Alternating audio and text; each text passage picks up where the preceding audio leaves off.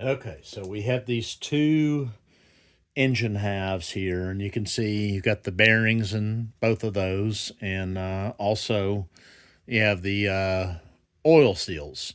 Now the thing is most oil seals look like this. In modern oil seals, they're one piece.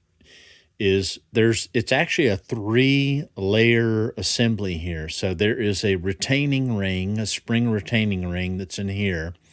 And then the little shiny aluminum piece that you see down in that hole is actually a little retaining washer. And then below that is the rubber seal. So it's 3 pieces. Here's the top part is the retaining clip.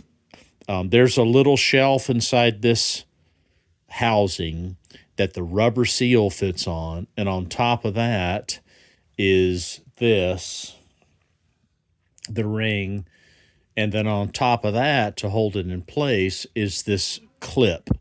So to put it back in, we have to take it out, and I'm going to tell you that this is very difficult. We got to take these bearings out, and I've already got the new bearings, so I've mic'd those to make sure that they fit, and these are spot on. These are the actual correct bearings, so that's cool there. And we are going to take our heat gun, and we're going to heat this thing up.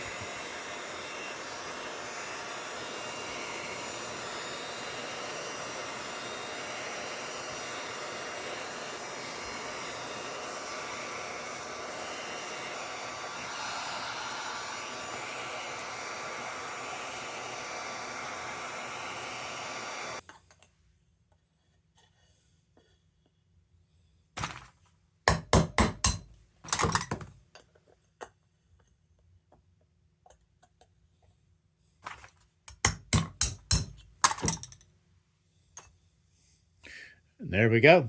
Easy as that. Do the next one.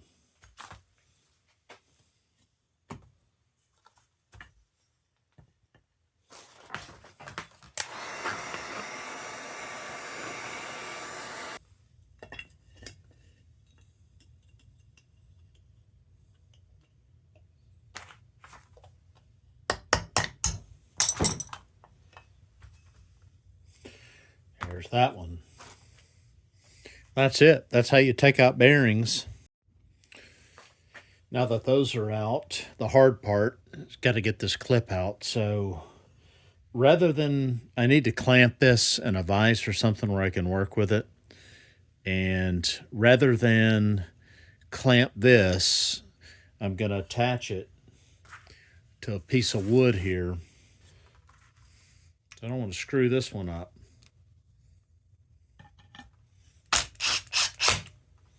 Doesn't need to be much.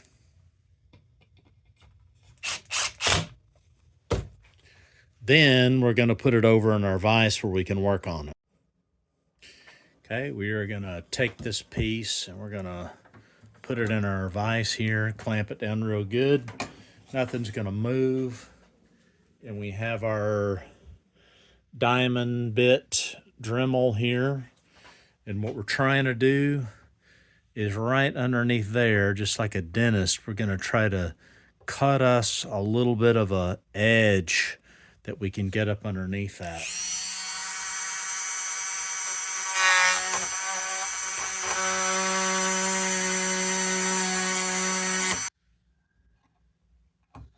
So it's just going to take a little bit of finagling to get this thing out of there. Like I said, this is going to be the biggest bear of the whole project, is getting this thing out. So what I've done here, I've made some little special, very sharp, flat-tipped tools using my grinder and some old spare Allen wrenches. And I'm going to get up underneath this clip. I'm going to try to pry it out and get this underneath here, which I think I can. All right, I got it. I got it halfway out.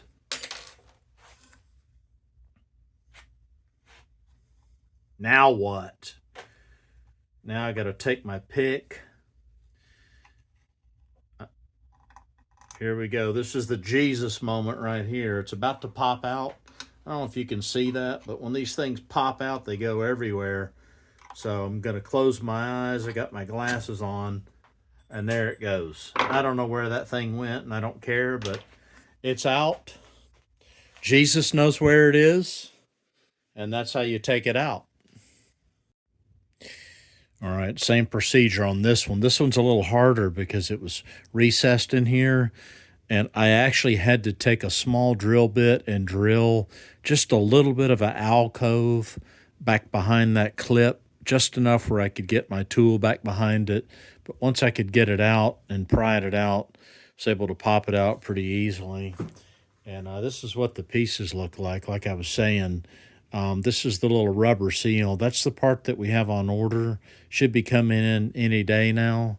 And then this is the ring that we've already got a replacement for. So that's how these pieces fit together. So like I said, hard part's over with. It's all downhill from here.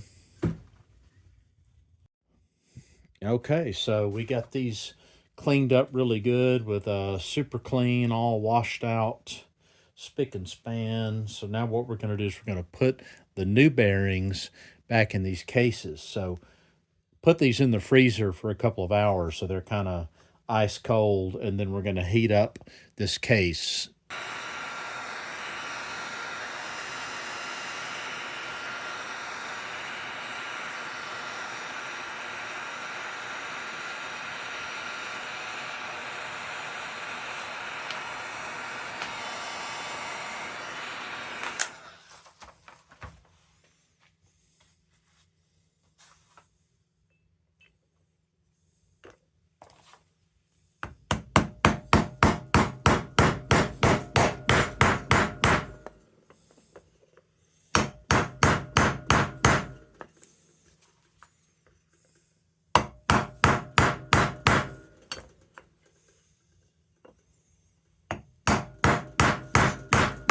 That's all seated in there. Seated means it goes all the way down.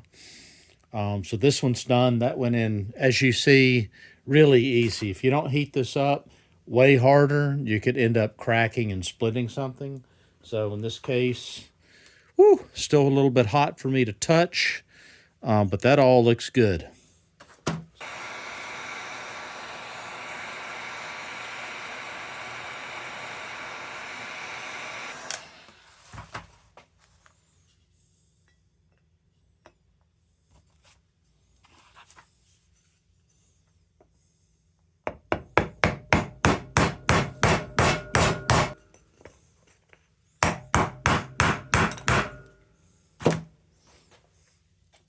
There we go. Bearings are in.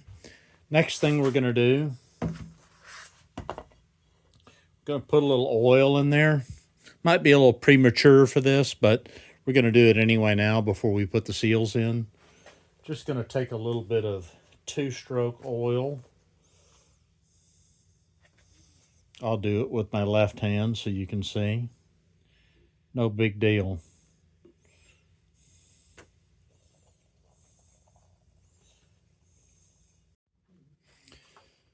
We got our rubber seals in here to complete our set of the three things there like we were talking about. And this is what it looks like.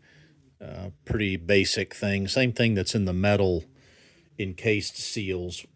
Something different about this, though, is there's two ways you can put seals into a motor like this. And one way is you go ahead and assemble it where the crankshaft and the bearings, and then you slide the seal over the shaft, and then you slide something like this or a socket or a pipe that's just the right diameter to fit down in the bore, and you push the seal in or tap it in that way. That works great for the press-in seals.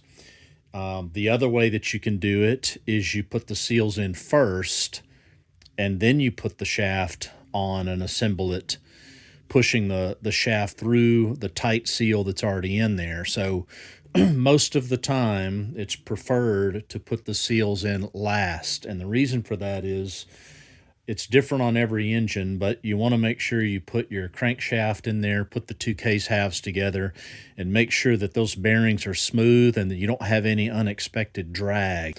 In this case, though, I'm actually going to use option number 2, which is the less desirable case. And the only reason I'm doing that is because of these type of seals. These are not the press ends that press straight down. If you remember, there's a little groove inside here where this C-clip goes. And because of that, if I have, and I'm just going to show you here, if I put this on here, and then I'm going to slide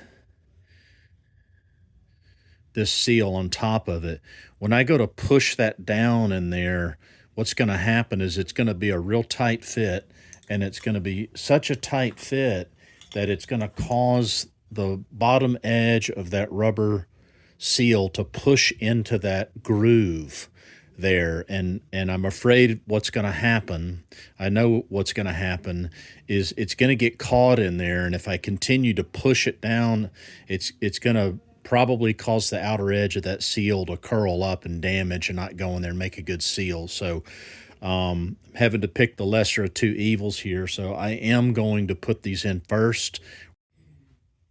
We are going to start with the simplest side first. Make sure that we put it with the open side down, the blunt side up. You know, even now, getting it past, you see what I'm talking about, is you got to kind of work it past that little groove there. And then once I do that, I can seat it down in there. I'm going to take this socket and push it down in there like that. So now I know that's seated pretty good. And I'm going to put our ring, which just slides right in there on the top. And then our lock ring goes on top of this. You want to be careful about this, in fact, because if this slips out, that spring is going to go somewhere where only Jesus knows where it is. So I'm going to have to be real careful about this. You know, we want that seal to have a good slip on it so it doesn't get bound up when we put it on the crankshaft. That should be enough.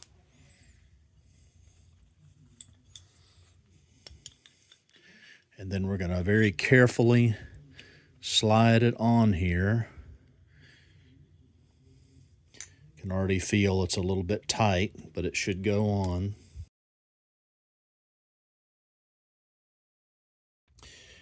Okay, well, full disclosure here, that didn't work. I was wrong. What I didn't count on is this has a sharp edge on it, it's a sharp shelf.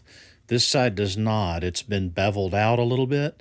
So while on this side it will go right on, this side, because of that hard edge and because there's a little bit of a hard edge on that rubber seal in there, it's pretty much a hard stop. I pushed on it pretty hard, harder than I needed to, and it still wouldn't go in there, and I didn't want to risk damaging that new O-ring, or that new seal rather. So what I'm going to have to do is I'm going to have to take this seal back out. And okay, I got it out pretty much the same way we did before. I'm glad it was on that side because that one was easier, and I was able to reuse some of my little tools that I had made before, so no big deal there. I'm going to put these away so I don't lose them for now. And what I'm going to have to do, it's actually good that we're doing this anyway, but what I need is I need something that can go over this shaft but just fit inside here. So it's got to sort of be the perfect size. And the perfect size turns out to be this 3/4 inch copper pipe. It's just big enough where it won't quite fit down in there. And so what I'm going to do is I'm going to cut a little slit in it and squeeze it in a little bit. And I'm just going to make a short tube. I'll probably cut it somewhere up here, square the face of this off where I have a little tool that I can use to push that seal down in. All right, so good news, bad news. I was able to make a really cool tool here out of this 1/4 inch copper pipe. I cut a slit here and then a slot across here, which decreased the diameter just perfect enough where it can go in here just like I want it to be able to seat the seal. Problem though is epic fail here. I put the seals in the right way, and I tried both ways. I tried putting it in the case first, putting it on the crank. We saw that failed. That didn't work. Too hard to push it on. So I tried the opposite, which is to put it on the crank first and then try to use this tool and press the seal around it. It was a no-go there as well. And it's because, like I was saying, this edge, this inside thin edge of that seal is catching in this groove, and it's just not going to work. So I checked around with some other people, and I'm going to do something that I'm not going to recommend, and you guys can blow me up about it. Leave comments or post on different ways that you would have done this, but I cannot get this in there the way we normally put them in there. But in this case, this is a small enough seal. It's mostly rubber. This outside edge, it normally points to the outside, has a little bit of a bevel inside to it. And I think it's just enough to get over this lip on the crank. And so I am going to put this in with the solid edge facing inward. So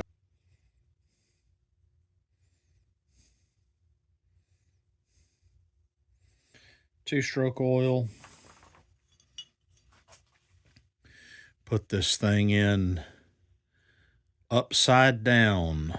Shoot me. Make sure that is seated in there with my little tool. Retainer clip, C-clip.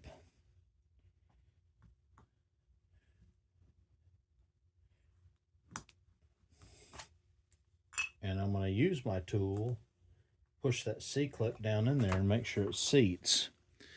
And that looks pretty darn good to me. And now, the moment of truth. Make sure it goes on.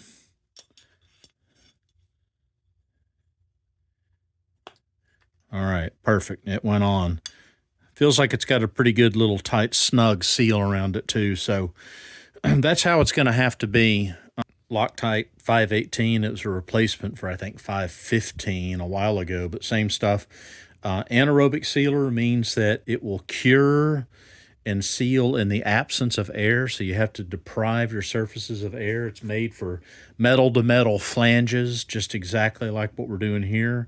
But before we put this on, going to clean these real good here with acetone on both surfaces, but I'm only going to put this on one surface and then sandwich them together.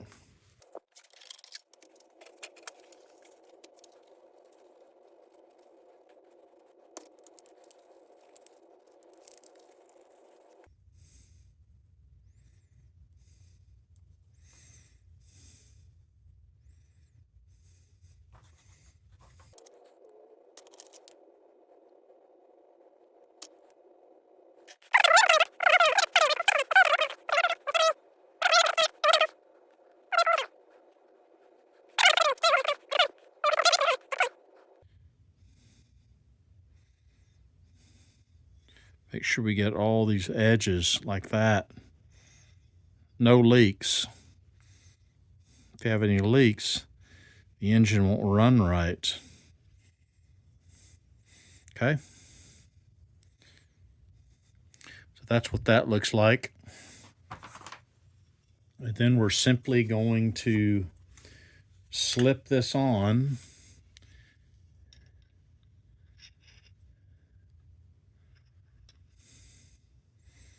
And this side, as I said, should go on pretty easy because it's got a little beveled edge on it, and it does.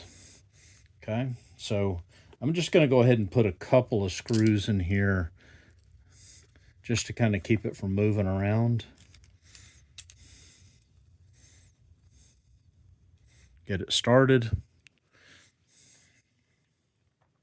And then I'm going to put screws in here with Loctite. You want to use blue. You want to use blue Loctite and not red, because if you use the red stuff, boy, you're going to make it really hard on the next person taking this apart.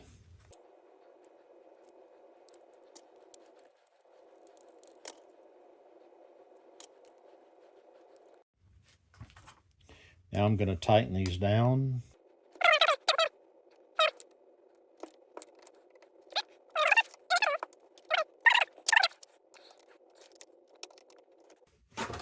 Now I'm going to go ahead and just clean up this stuff that squeezed through here, which is normal. Going to have a little bit of squeeze through, but you don't want a lot of squeeze through.